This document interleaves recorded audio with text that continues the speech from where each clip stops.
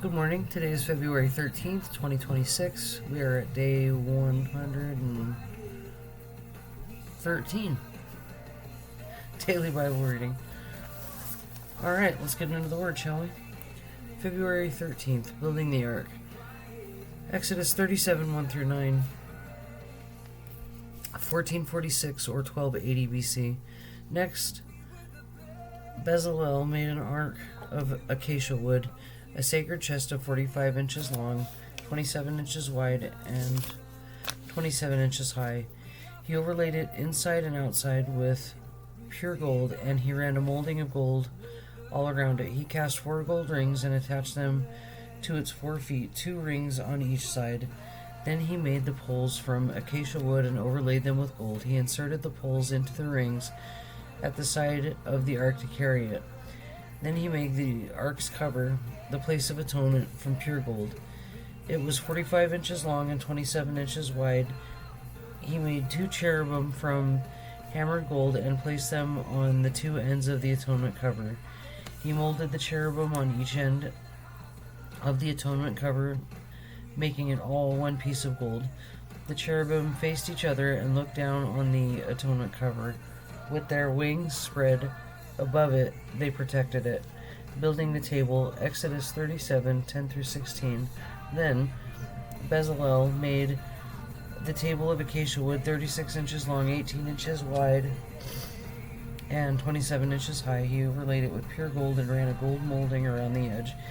He decorated it with a 3-inch border all around, and he ran a gold molding along the border.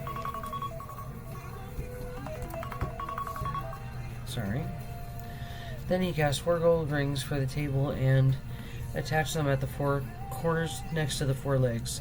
The rings were attached near the border to hold the poles that were used to carry the table. He made these poles from acacia wood and overlaid them with gold. Then he made special containers of pure gold for the table, bowls, pans, jars, and pitchers, to be used in pouring out liquid offerings. Building the lampstand, Exodus 37, 17 through 24.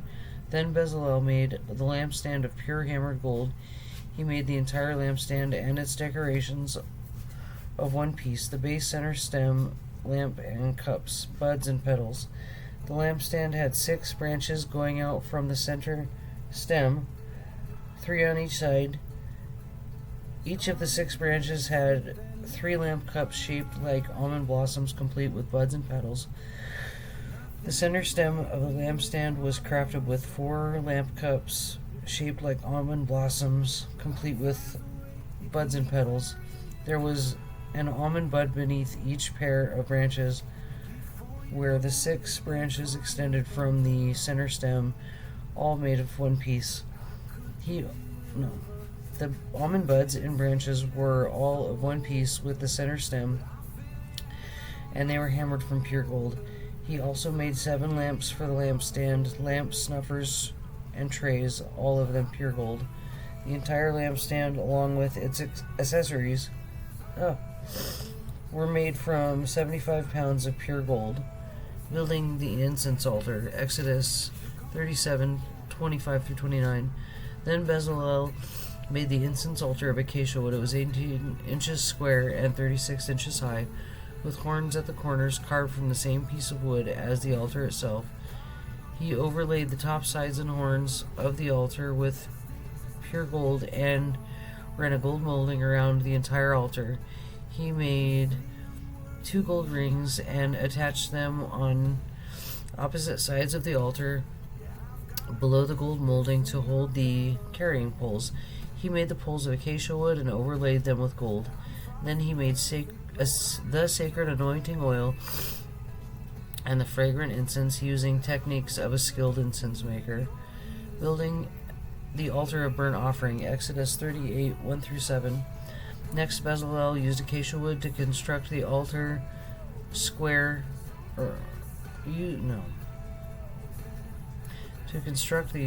altar of burnt offering.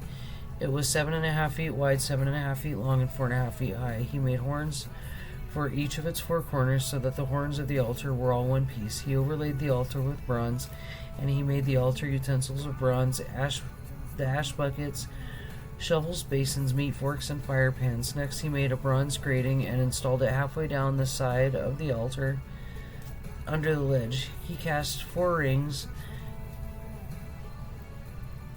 and attached them to the corners of the bronze grating to hold the carrying poles. He made the poles from acacia wood and overlaid them with bronze. He inserted the poles through the rings on the sides of the altar. The altar was hollow, and made from planks. Building the wash basin. Exodus 38:8. Bezalel made the bronze wash basin and its bronze stand from bronze mirrors donated by the women who served at the entrance of the tabernacle. Building the courtyard. Exodus 38:9-20. Then Bezalel made the courtyard, which was enclosed with curtains made of finely woven linen. On the south side, the curtains were 150 feet long. They were held up by 20 posts set securely in 20 bronze bases. He hung the curtains with silver hooks and rings. They made a similar set of curtains for the north side, 150 feet of curtains held up by posts set securely in bronze bases. He held the curtains with silver hooks and rings. The curtains on the west end of the courtyard were 75 feet long, hung with silver hooks and rings, supported by 10 posts set into 10 bases. At the east end, the front was also 75 feet long. The courtyard entrance was on the east end, flanked with 2 curtains. The curtain on the right side was 22.5 feet long and was supported by 3 posts set into 3 bases. The curtain on the left side was also 22.5 feet long and was supported by 3 posts set into 3 bases. The curtains used in the courtyard were made of finely woven linen. Each post had a bronze base, and all the hooks and rings were silver. The top of the posts of the courtyard were overlaid with silver, and the rings to hold up the curtains were made of silver. He made the curtain for the entrance to the courtyard of finely woven linen, and he decorated it with beautiful embroidery in blue, purple, and scarlet thread. It was 30 feet long and 7.5 feet, and its height was 7.5 feet. Just like the curtains of the courtyard walls, it was supported by 4 posts, each set securely in its own bronze base. The tops of the posts were overlaid with silver, and the hooks and rings were also made of silver. The tent pegs used in the tabernacle and the courtyard were made of bronze.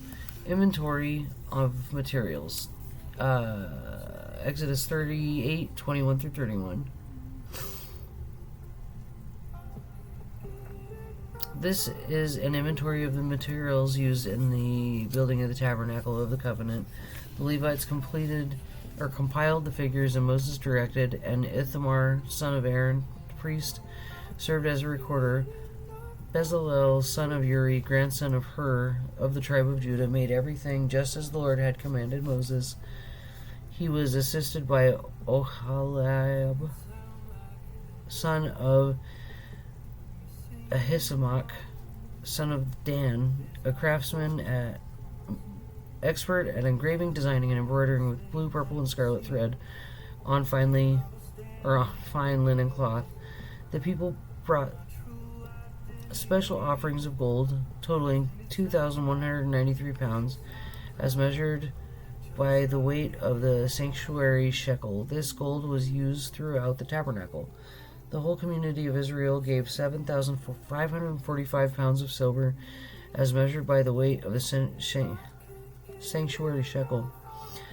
This silver came from the tax collected from each man registered in the census. The tax is 1 beka, which is half of a shekel, based on the sanctuary shekel. The tax was collected from 603,550 men who had reached their 20th birthday. The 100 bases for the frames of the sanctuary walls for the posts supporting the inner curtain required 7,500 pounds of silver, about 75 pounds for each base. The remaining 45 pounds of silver was used to make the hooks and rings to overlay the tops of the posts. The people also brought as special offerings 5,310 pounds of bronze, which was used for casting the bases for the posts to the entrance of the tabernacle, and for the bronze altar with its bronze grating and all the altar utensils. Bronze was also used to make the bases for the posts that supported the curtains around the courtyard, the bases for the curtain at the entrance of the courtyard, and all the tent pegs for the tabernacle and courtyard. Clothing for the priests. Exodus 39 1. The craftsmen made beautiful sacred garments of blue, purple, and scarlet clothing for Aaron to wear while ministering in the holy place, just as the Lord had commanded Moses. Making the ephod. Exodus 39 2-7. Bezalel made the ephod of finely woven linen and embroidered it with gold and blue and purple and scarlet thread. He made gold thread by hammering out thin sheets of gold and cutting it into fine strands. With great skill and care, he worked it into the fine linen with blue, purple, and scarlet thread. The ephod consisted of 2 pieces, front and back, joined at the shoulders with 2 shoulder pieces. The decorative sash was made with the same materials. Finely woven linen, embroidered with gold, with blue, purple, and scarlet thread, just as the Lord commanded Moses. They mounted the 2 onyx stones in the settings of gold filigree. The stones were engraved with names of the tribes of Israel, just as the seal is engraved. He fastened these stones on the shoulder pieces of the ephod, and as a reminder that the priest represents the people of Israel. All this was done just as the Lord had commanded Moses. Making the chest piece. Exodus 39 8-21. Bezalel made the chest piece with great skill and care. Excuse me. He made it to match the ephod using finely woven linen embroidered with gold and with blue, purple, and scarlet thread. He made the chest piece of a single piece of cloth folded from a pouch of 9 inches square. They mounted 4 rows of gemstones on it. The first row contained a red carnelian, a pale green peridot, and an emerald. The second row contained turquoise, blue lapis lazuli, and a white moonstone. The third row contained an orange jacinth, an agate, and a purple amethyst. The fourth row contained blue-green beryl, an onyx, and a green jasper. All these stones were set in gold filigree. Each stone represented one of the 12 sons of Israel, and the name of that tribe was engraved on it like a seal. To attach the chest piece to the ephod, they made braided cords of pure gold and thread. They also made 2 settings of gold filigree and 2 gold rings attached to them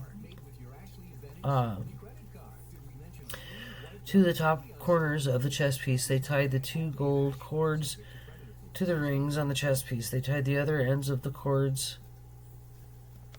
to the gold settings on the shoulder pieces of the ephod.